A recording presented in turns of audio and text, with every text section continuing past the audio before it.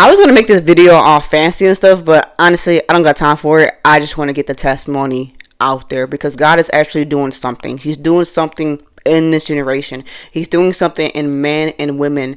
His children, his sons and daughters become full-time content creators. God is doing something. I believe he's preparing for an online revival that's going to transfer from being an online revival to an in-person revival, from state to state, from nation to nation. And I'm excited for what God is going to do, and I'm excited to be a part of it. So you clicked on this video to hear my testimony, and of course my testimony is God told me to leave my career in real estate to pursue content creation and ministry full time. So I'm going to tell you just the backstory of everything and everything like that. Welcome to my channel. Hi, my name is Nay. Like I just said, I'm a full-time content creator, and I love what God is having me to do. Yet it comes with its ups and downs. I might talk about it in this video, or I might not. But let's talk about how I got to becoming a full-time content creator. Maybe God is calling you to do the same thing. Maybe that's why you clicked on this video. Maybe you've been feeling that in your heart, and you need confirmation. Well, this video might be your confirmation for you. So really quick, I've been creating content for years. I think since 2020 I started posting on TikTok, been doing Instagram and YouTube, and it was never for the purpose to become a full-time content creator. It was literally just to get the gospel out there. I'm an evangelist. I'm an ordained evangelist. I've been traveling for years preaching the gospel. I've been a missionary for a long time with certain movements, and then that kind of went from in-person to online, hence the social media. Again, it was never the point to be a full-time content creator. I just wanted to share the love of Jesus. I had no desire to be an influencer or anything like that until God started to place that stuff on my heart. So, like I said, I've been posting since 2020, maybe longer than that, maybe 2019, and just sharing what God has been, teaching me and showing me. And so it wasn't until last month, December 2024, where I kind of just got tired of going inside the office. So I was working at a real estate firm, right? I'm a licensed real estate agent. Been licensed for a few years, and I was working at an investment firm, okay, because God has actually called me to be in real estate a few years ago, right? And I was working in an investment firm. If you know what wholesaling is, we mostly wholesale. If you know what wholesaling is, and then sometimes we will flip homes, and then we will keep some homes for ourselves and rent them out.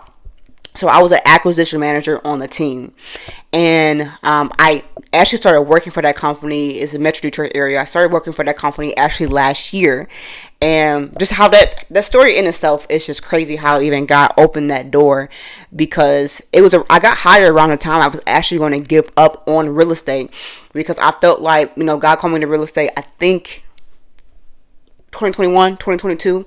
And I had no desire to be an entrepreneur. I knew nothing about being an entrepreneur. I was okay with being a broke missionary. I was okay with being a broke, just minister of the gospel, which now that's even crazy that I say that when you learn the truth of what the Lord wants for you and has for you in scripture. But nevertheless, I was okay with doing that. I was okay with just working regular jobs and evangelizing and traveling and preaching the gospel. But the Lord revealed to me that he had more than me. He has more for me in terms of entrepreneurship, business, and ministry, right? The Bible says he calls us kings and priests and kings. And too many people are only focused on just the priest part and not the king part, or the king part and not the priest part, but we're designed to be both. And because he's the King of Kings, the Lord of Lords. And so I started on the journey by myself, trying to figure out how to be a business owner, how to do real estate, things like that. And I just had so many failures, man. And I walked in a lot of pride, because I'm like, God called me to do it. I'm going to be successful with it. I'm going to do it. I'm going to do it my own way. I don't need help. I don't need to hire a coach or anything like that. And I walked in so much pride. And what does the Bible say? Pride comes before the destruction. And so with that pride, with me thinking I can do things on my own, with me thinking that I'm just going to be successful because I'm a child of God, right? And not saying that's not true, because you are, but God is not going to make it easy for you, right? He's going to give you the grace for it, but he's not going to easy for you, because he needs your character and your integrity to be built up. And so I didn't really get the help I needed to get, and I just tried to do real estate on my own. And it seemed like every time I tried something or I had a deal locked up, it would fall through and it wouldn't work out. And so that happened for 2.5 years.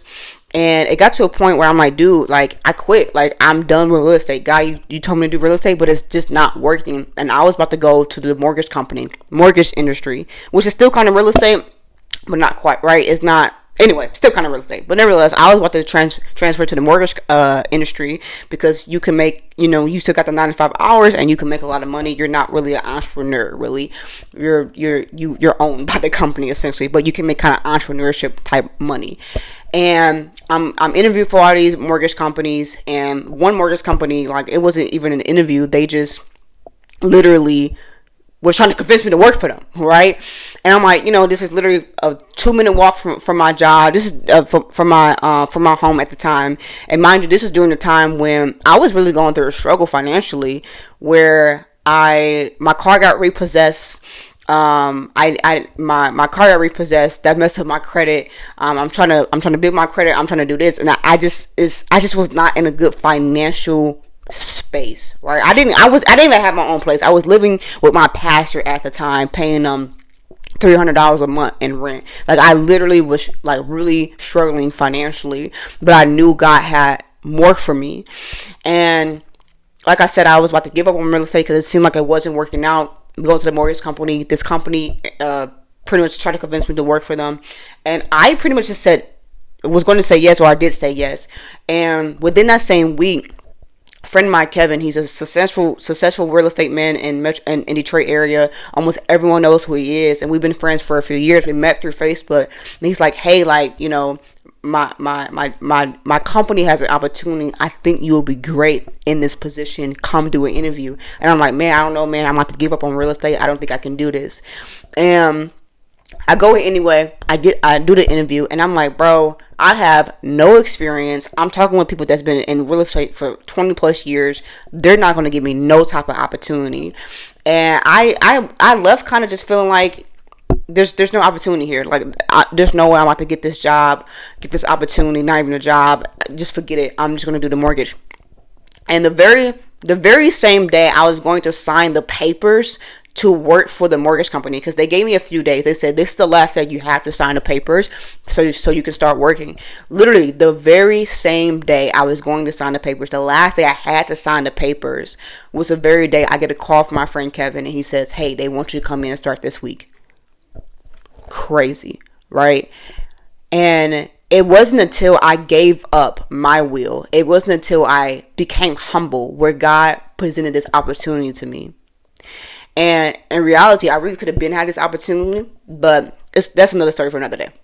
Nevertheless, I came in, I started working for that real estate company, and I was so excited. And I made more money than I've ever made at any regular job or anything like that. And it was kind of a hybrid of being an entrepreneur and working at a corporate job, right? At first, you could set your own hours, come in and come out whatever you want, just do your job very well. And it got to a point where, like, no, you need to come in with these specific hours and then still do your job very well. But it's an opportunity where, most real estate opportunities, you're just mainly commission, and they were salary plus commission, which is exactly what I needed. And I started applying myself. I started learning. I started growing, and I started to make a lot of money. And then I also got married last year as well. So my husband's income with his job hourly plus commission, my job salary plus commission, our incomes combined, we were making almost 6 figures as a couple together, which is a blessing. Our family has never seen that. And we had an emergency fund. We had funds for investments. We had funds for savings. Our bills were paid on time. They were paid early, actually, because I played no games about the bills, and we were thriving. But the last few months, the van shut down. I still needed a new car. A lot of financial things just came up, and a little bit of irresponsibility as well, where our emergency fund is wiped out. I had to buy him a new car. I bought him a used Mercedes in cash. I had to buy him a new car because he actually needed a car. I ended up doing seller finance with a car from a friend, and some other things just came up. Christmas came up. All these things came up, and we pretty much wiped out our emergency fund. And then his hours from work started getting lower and lower and lower. But I'm like, that's cool. I'm still working at this real estate company. I'm still making salary plus commission. So I'm like, I'm fine. I'm going to hold us together. But at the same time, I was losing compassion for working at this company. I was losing compassion for coming into the office. I loved hearing people's stories. I was an acquisition manager. So I was the one who needed to pretty much hear the stories of people, why they need to sell, and just pretty much be a listening ear and give them a solution, right? I wasn't selling them anything. Although I was in sales, I wasn't selling them anything. They had to sell something to me, but they had to trust me. And so, I was loving hearing people's stories. People were like, I'm selling my house because I'm dying of cancer, or I'm selling my house because I'm in an abusive relationship. So I got to literally minister to these people while on the phone with them and make money at the same time. It was great. But it was during the time, again, I was losing compassion. Things kept changing. It was really frustrating me. And I was having less and less time to actually do ministry and content because hours kept changing to the point we had to work 12 hours in one day. It was just a lot going on. And I'm like, God, I'm kind of tired of this. What do you need me to do? What do you want me to do? Like, God, I want to pursue what you have for me. I want to pursue my purpose. I want to preach and teach and speak and travel. I want to do content full time. And this is why I say be careful what you pray for. And so I kept hearing the Lord say, wait. And, last month, like I said, and I'm sorry if I'm all over the place, but I'm trying to be as raw. This is not scripted. I'm just trying to be real and give you the backstory. Last month, like I said, I'm in the prayer room and I'm seeking the Lord. And mind you, my husband does not know what I'm praying for. I'm just irritated. I just go into the prayer room to get into the presence, to get into the spirit. He has no clue what I'm praying for. He begins to pray the same thing I'm praying about. What is the direction? What do you want me to do? And my emotions are all over the place. I can't hear the Lord. My emotions are high. I can't hear the spirit. So he's praying the same thing. He comes in, he knocks on the door, and one thing I hate being interrupted when I'm asleep, and I hate being interrupted when I'm praying. He comes in, and I'm like, what? Like, what do you want? And he's like, I think you need to hear this. And I'm like, what's up? He says, I prayed this. What do you want her to do? He says, I heard God say, I want her to quit her job and do content full time. I said, no, I got to hear that for myself.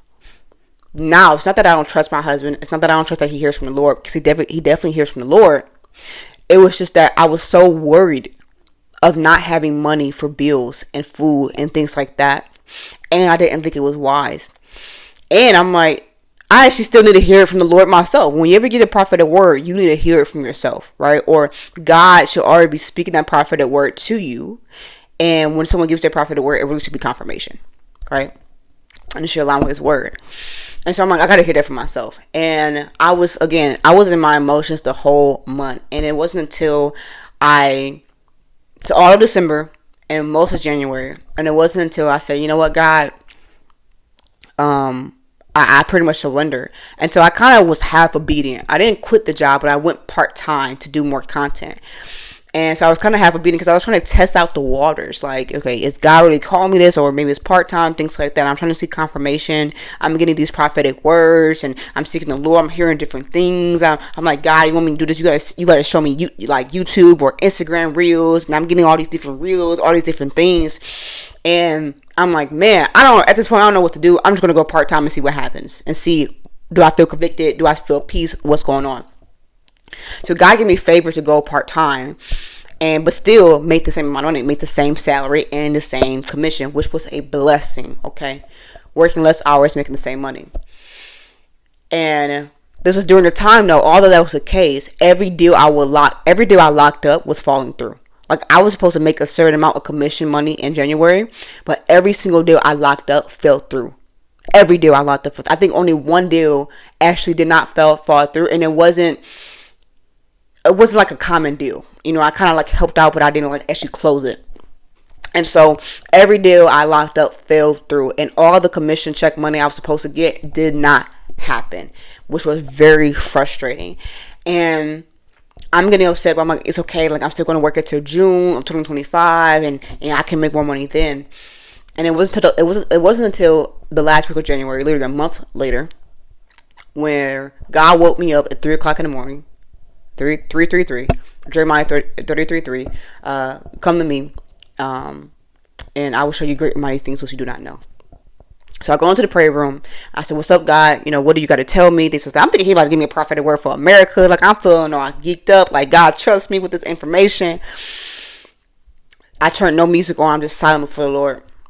And I hear the Lord say, I need you to quit your job. I'm like, okay. Tell my husband, what he said. And one thing I forgot to actually say is my husband actually heard the Lord say, I forgot to say this part. He actually heard the Lord say that he needs me to quit in January. Okay. And I'm like, that could mean the beginning of January, middle of January, end of January, okay, right? But I was like, I gotta hear from the Lord myself. And then mind you, God tells me the last week of January, it's like literally a couple more days in January to leave my job. So I kid you not, this is what I do. I called my boss on a Sunday night. I said, da da da, I appreciate this opportunity, but I gotta go and I gotta pursue what God has called me to pursue. Mind you, my boss at the time he's not saved, like nowhere near saved. But I didn't care if it made sense to him or not. He respects religions. He respects that. He respects me. He knew I was in ministry. I didn't care if he understood. I said what I said, and I had to say what I said. Okay? God told me to leave my job. I gotta go. This will be my last week. And it was my last week. And my last day, my last day was the last day of January, and I became a full-time content creator February 1st. Okay.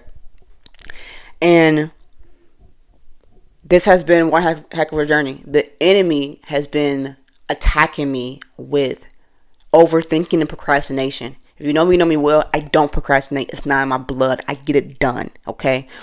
But the enemy has been, since I became a full-time content creator, the enemy has been attacking me with overthinking and procrastination, which has been preventing me to create content that I need to create. And doing other things that I need to do. Okay. When I realized that was a spiritual attack, I rebuked it, and now I'm going full force because this is the way out. Content creation is the way out. I have a lot of friends who are influencers, a lot of friends who are full-time content creators, and they're making money. They're making bank with content creation. Okay. I made some money through TikTok. Not a lot of it, but I did make some money through TikTok. Through like the platform TikTok, like literally TikTok itself, not selling anything or anything like that. Like literally through TikTok itself, I made some money through content creation. And I'm telling you, if you are called to be a content creator, if you're called to quit your job and do whatever else God has called you to do it. Do it. Okay? Because He has something greater on the other side of you. Has it been easy doing what we're doing? No. It hasn't been. I'll be honest with you. We actually have been struggling financially because his job is still not giving him a lot of hours, things like that. And he's the breadwinner now. My husband's the breadwinner now, but his job is like really tripping. But I still am believing in the Lord. I'm not about to get a job. Although I want to get a job, I'm not going to, because He called me to be a full-time content creator. And a lot of being a full-time content creator is selling digital products, right? So, praise God. Look, if you're called to quit your job, do it. Do it. I'm worried about bills. So am I. So was I. But God has been teaching me His faithfulness. He's been teaching me His name. He's been teaching me who He is. He's the same yesterday, today, and forever. He does not change. It's actually impossible for Him to change. It's impossible for Him to lie. So when God tells you to do it, you have the ability to do it, so go do it. Right? And God has actually gave me an opportunity to start selling digital products. And not only like any type of digital product, a digital product that people can buy and actually resell themselves for any price they want to resell it for, which is a blessing. A blessing. I have a product that's $37. It's actually worth like $600 because I place all these other materials in this package. And that's literally like you can sell it for $100 per thing. But I'm like, if someone is struggling financially, why I'm gonna make it harder for them to get this product, right? Get these products. I'm gonna put all these products in this one package, and I'm gonna sell it for $37, so people can get the knowledge they need to get to do with the things that God has called them to do. Okay, and if God has called you to do something, content is a way to get it out more. Not that you have to be necessarily a full-time content creator. You can be a full-time real estate agent, full-time whatever, but content is a way for you to get your brand out there. So, anyway, thanks for watching this video. I'm gonna be posting more content and just videos about seeking God, right? Overcoming past wounds and traumas, and discovering and walking in your purpose, because that's what I'm doing. I'm actually in the middle of doing a project. I'm actually interviewing the most successful people I know. They're making 6 figures plus. Some are millionaires, and I'm interviewing them, and I'm asking them these type of questions of purpose. And I'm gonna be posting these interviews probably in the next few months. Be posting these interviews so people can have the encouragement to pursue their purpose. Now, if you want the digital package I was telling you about, that's only $37. I'm gonna put in the link below. If you're someone that's seeking your purpose, hopefully by this video I'm gonna have my 7-day purpose accelerator already finished, so you can find your purpose in literally just 7 days. What took me 25 years, 26 years, it will take you 7 days when you just sit down and spend some time with the Lord and really seek out your purpose. So anyway, thanks for watching the video. God bless you guys, and I see you on the other side.